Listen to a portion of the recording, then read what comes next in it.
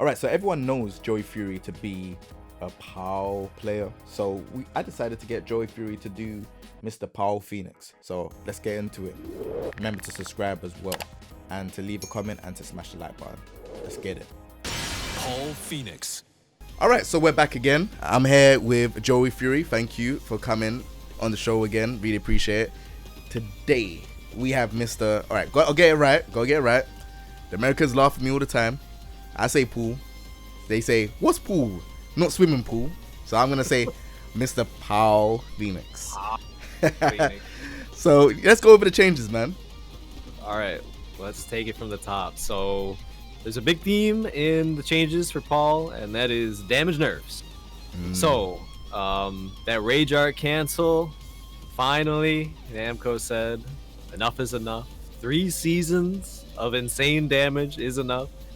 So they scaled down this Rage Art cancel. Let's see if we can give me some rage here. So the flat rate before was 20 damage on that, and you can see it's down to 15 now. So the lower you get on health, though, the more damage that first strike would do. So it's actually a percentage scaling. Percent scaling down 25% on that first hit. Oh. So if you think about it like that, it's a lot of damage that they took off of that. However, I think Paul still has some of the best damage output in the game, so it's okay. Yeah, it's true. But that combined with like the extra 5 life on your life bar, you should get robbed a little bit less by Paul, but you're still gonna get robbed. But just, it'll happen a little less often. Okay, cool. So let's go into the other changes. If we take Mr. POW Phoenix off of Rage, and then let's try to move on to the other one. So he has 2-3. They changed the frame advantage when blocked from -12 to -9, making it safe, and shorten the recovery time after the move hits by 3 frames. So this move, the risk reward on it was usually only really worth it at the wall because it's a counter hit natural combo. So if you get counter hit by this 2-jab, bomb. Well, also, yeah, if they swing in between the hits, they get blasted. But yeah, you can get this wall splat like this. Whoa. And so you know how it says that second line, shorten the recovery after the move hits by 3 frames? That makes it a lot easier to do that combo that I just did, where you just quick backdash, shredder, kick, re-wall splat. Okay. Because, he's just not stuck in the animation for as long, so you can just do that quick backdash, hit him back into the wall. And this string is duckable, so they can duck and launch. But if they don't duck and launch, you don't pay a price anymore, because you're just safe. So that's nice, not getting punished when they fail to duck it. Just makes the risk reward a little bit better on throwing this out, in situations at the wall where you want to get that counter hit splat. There's a few setups for it. You can just get frame advantage and then try to get them to mash. Jab frame advantage. You can do this neutral situation, and if they swing with something too slow, they get wall splatted. There's setups for it. Yeah. I wouldn't recommend it too much against really sharp players because they can just duck and launch it, but it's pretty nice, to go for every now and then, and it's a little bit better now. Okay, cool. So moving on from that, we have forward 1+4, and change the damage from 21 to 25, decrease the distance between the character and the opponent when the move is blocked, change the opponent's behavior when hit. So that's the move, the infamous move that we used to see, which is this one. Now, That's it. Yeah, it's crazy. So, this is just blatant nerf to a move that I believe this move made its cheapness debut in season 2, if I remember correctly. They made this super evasive in season 2. And then season 3 is when it gave the death fist. You could do the death fist, right? I think. I don't know if I'm remembering properly. I think it was maybe unchanged between season 2 and season 3. I think he was always rocking that death fist after. But so in season 1, this move it didn't have its crazy evasion. It was just whatever. It was always kind of a whatever move. But then they gave it more evasion and then a ton of damage on hit. And so now it's kept all that evasion, but the damage is way down. So you still gotta kind of consider it buffed from where it was, I guess. Okay. It's yeah, only 25 damage on normal hit, and if you just hold back, you just roll right out of it, so nothing guaranteed anymore. Okay, cool. So that's basically a nerf, but it's a nerf because it's got given to another move that we're going to talk about later on. Yes, which is immediately next, which is the new Power Crush right here, forward 2+3. What do you think of this move, man? I gotta say, I haven't really liked it too much so far. It's pretty risky, you know, at -14. The follow-up timing is a little weird. You have to get used to it, and I'm not used to it yet, so I haven't been able to make it work that much. I'm probably not gonna be able to hit it, you know, across the pond, but Yeah. yeah, not gonna happen. But you do get a guaranteed deathless right there. It does around like 49 total, something like that.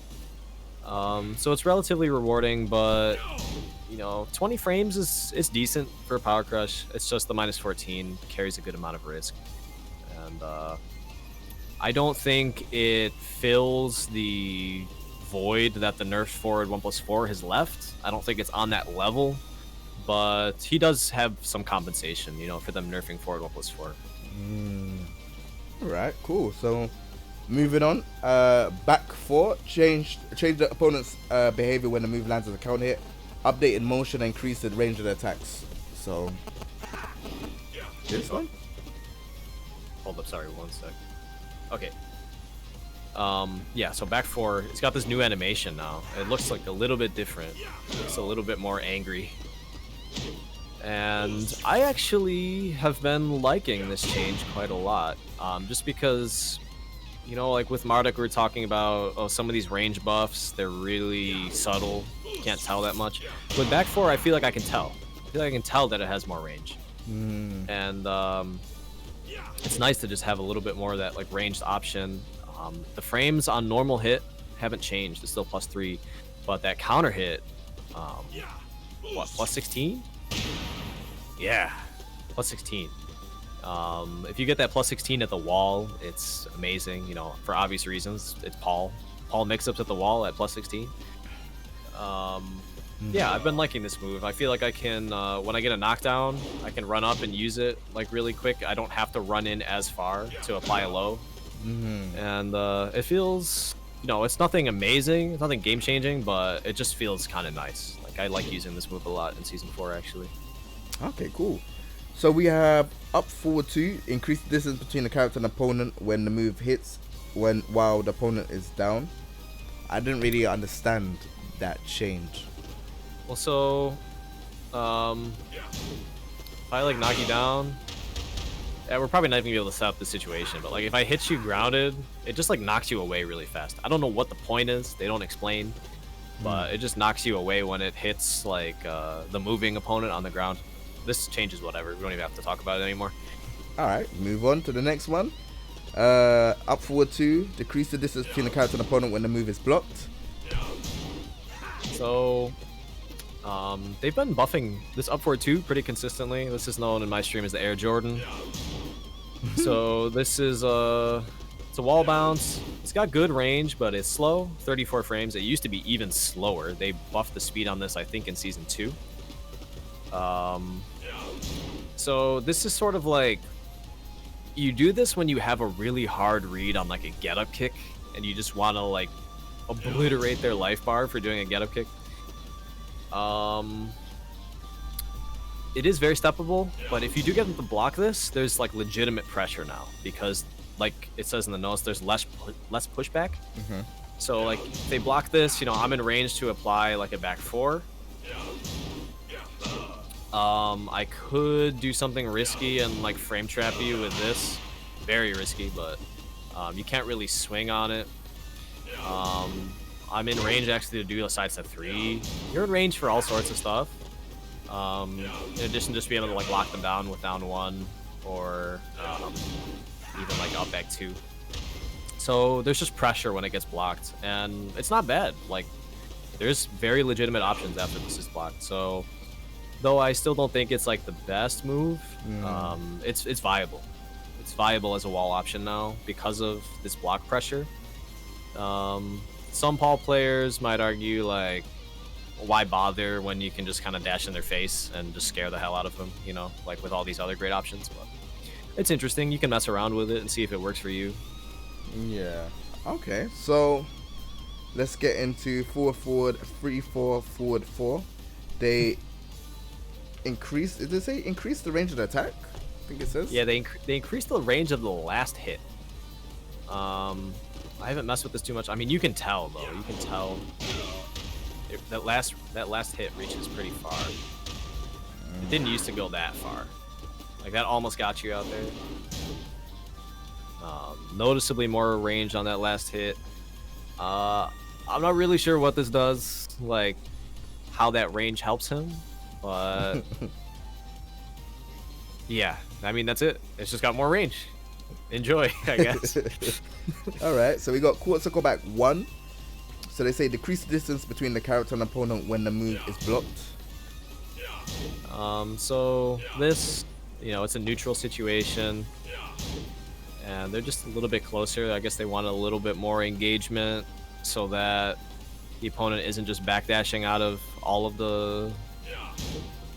this interaction right here. I don't want to say like all of this advantage or whatever.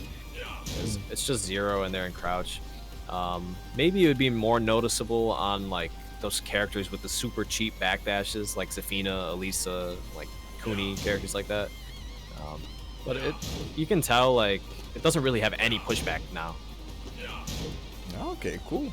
And then quarter circle back 4, it changed the damage from 28 to 23. Yeah, so the damage is down, and then you can see on counter hit, it only does 27 now. It used to be 33 or something. It was in the low 30s, but now 27 still hurts like hell. But there's a little damage nerf there.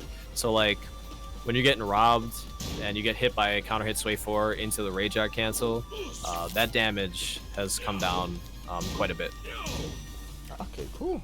And we have quarter circle back 1+2, increase the lower range of the attack. So I'm assuming this is for combos. It's funny because I read this change and I was like, oh, this must have been to make 3-2 sway 1+2 a more reliable wall combo. Yeah, that's what I thought.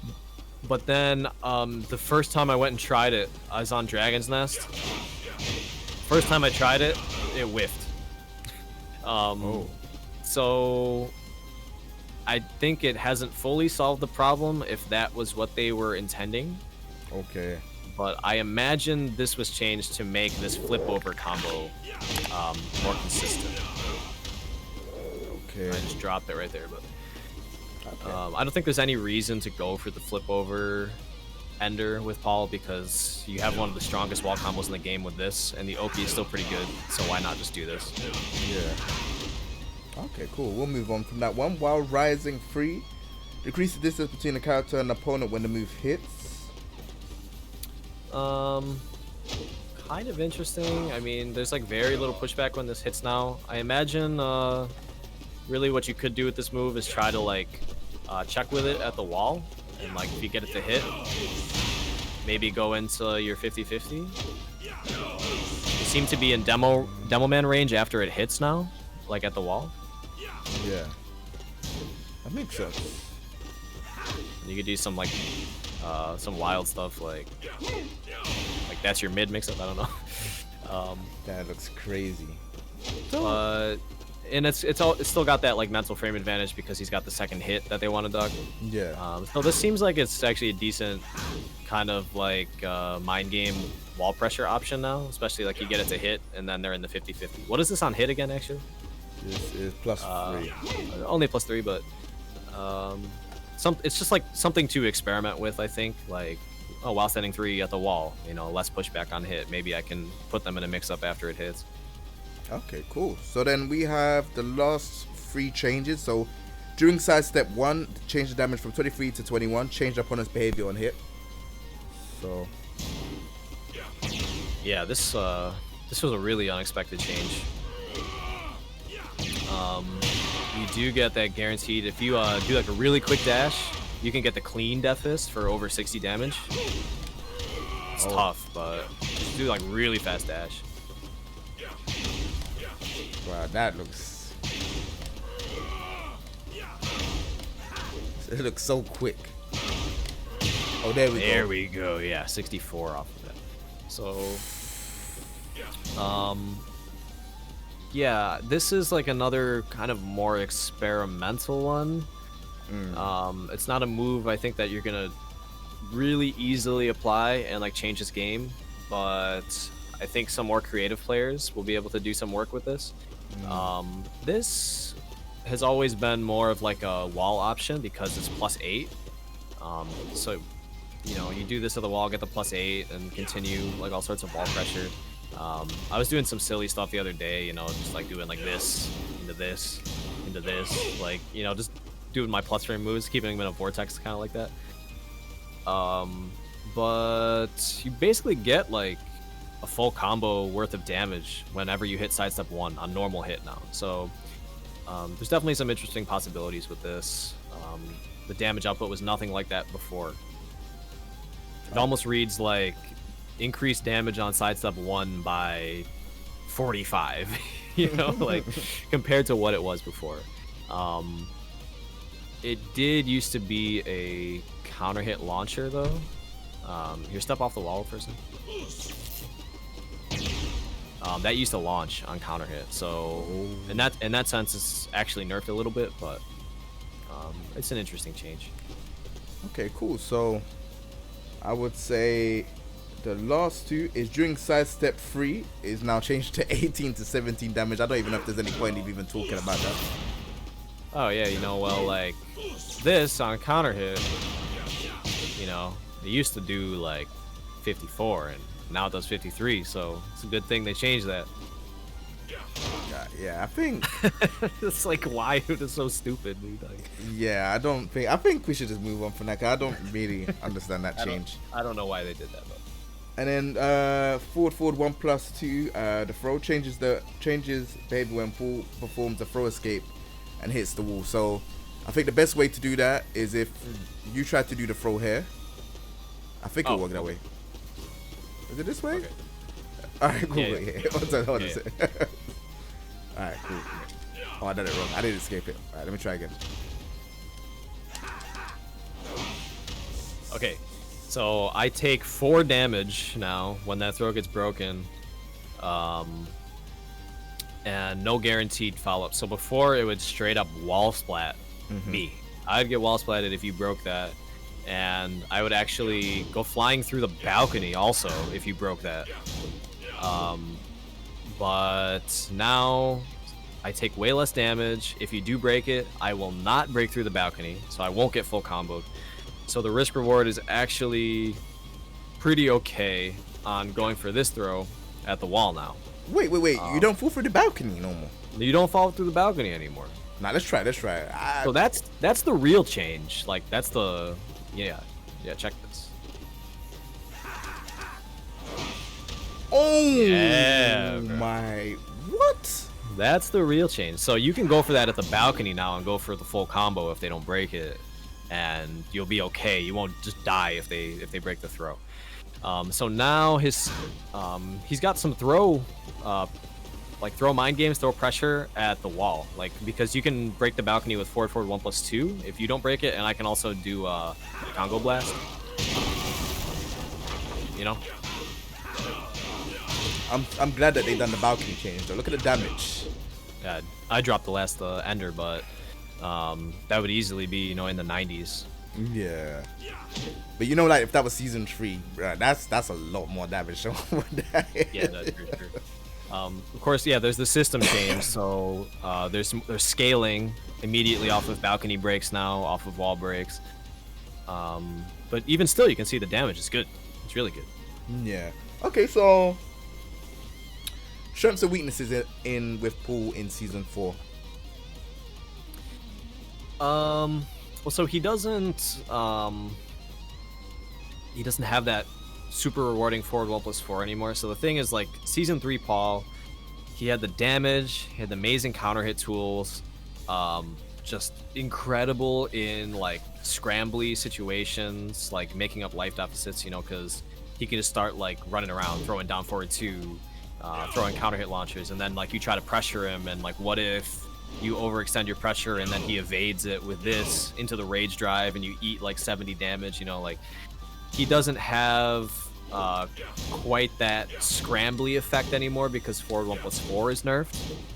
I think that actually does affect him in a big enough way, but everything else about him, like, he still does all of the things that he did well in the same way, like same counter hit options, like the properties aren't changed on them, you know, like this is still +1 homing counter hit launcher that does a ton of damage. Like up back 2 is unchanged. This move is amazing.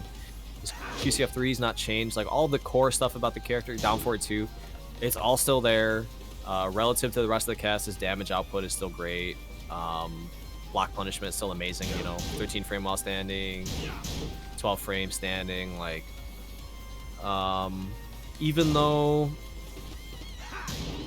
I think he's a little weaker than his Season 3 iteration, I think relative to the rest of the cast, he still, like, really holds his position. So I think we're still looking at a top 10 character for sure. Some people say top 5 for Paul. I think you could debate it, but I think he's still holding a top 10 position. Okay, cool. So if there was one thing that you would want, imagine the developer said, hey, Joey, we want you to give one change to this character. What would it be? One change. I gotta think about this one. I guess... What else can we do? Because Paul's another one of those characters where he does feel very complete. I almost want to, like, look at the move list and see if there's something that, like, something that could have, like, an interesting use that just doesn't at the moment. Yeah, I've always liked this move a lot, Phoenix Wings, but it's not that great. There are certain, I think I've talked about this before, there's certain, like, legacy things with Paul that I really miss. One is the counter hit stun on down forward 4. That was from the older games. What about doing Demo Man from down 1 for... Oh yeah, we talked about that one too. The legacy, like down 1, Demo Man Just Frame. That's from Tekken 4. Yeah. Yeah, I love that stuff. Like that legacy, those legacy mechanics. Yeah, it's just, he's another one of these characters, just so complete. What else can you give him? You know, he's got every command grab break. He's got ultimate tackle. He's got great block punishment. There are a few moves here that seem like a little bit just like unnecessary. Like, why would you use them like this or 2-3-1? Not really sure what they can do with that type of stuff, but yeah, I don't know. Maybe I'm just not thinking creatively enough. Like, what would be cool to add to Paul? Because I think he's great. He's well designed. He's really fun. Super strong. What if he had sway back from this? Sway back from that? Yeah. The thing about this move is that, like, people can just duck the second hit, right? So even if he had sway back from that, like, it could still be shut down before it even starts. That's true. I always call this the Twitter combo starter. Because every, like, death combo with Paul, it starts with counter hit, last hit of that. So would you change anything in terms of, like, I don't know, so like damage nerfs or damage, that is there anything damage wise? His damage feels like it's in a good place right now. Like, it's still crazy high, but it's Paul, so like you want the damage to be crazy high. It won't feel like Paul if it's not just like insane damage, you know. That's the whole point of the character. Yeah.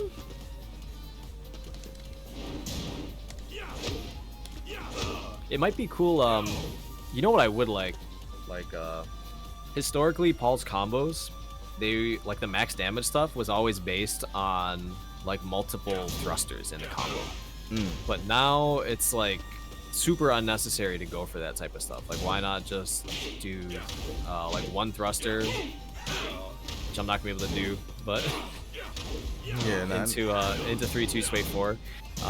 It would be cool if they made I don't know, maybe some damage tweaks that really incentivize doing like the triple thruster combos, you know, like cashing out huge damage. Because right now I feel like his damage is just so accessible to everyone. Like the combos are so easy. There used to be kind of an execution barrier with him that if you could pass it, it would unlock even more damage. But now it's just like, you know, just get easy high damage. So maybe if you could access that super big crazy damage, but like at the expense of going for some like hard execution stuff, I think that would be a cool thing. That was always part of his design as a character throughout the series. Like Demo Man was never like super easy. Like you can just mash Demo Man out in this game. They'll just always come out. But there was like a double timing thing on Demo Man in previous games. Like you had to get the second hit and the third hit just for him. Same thing with like this move. They toned down his execution a lot, and in some ways I miss that about the character, like having access to more damage from having good execution. So that would be, I think, my suggestion, like more damage on like thruster, or like increase the execution on like Demo Man, but get more damage if you get the super perfect one, like double just frame Demo Man. Okay, cool. Well, Joey, thank you very much for this episode. We're gonna move on to the last one. If you lot ain't seen that robot in Tekken 7, you're gonna see the updates for him in the next episode. Take it easy, everyone. Peace.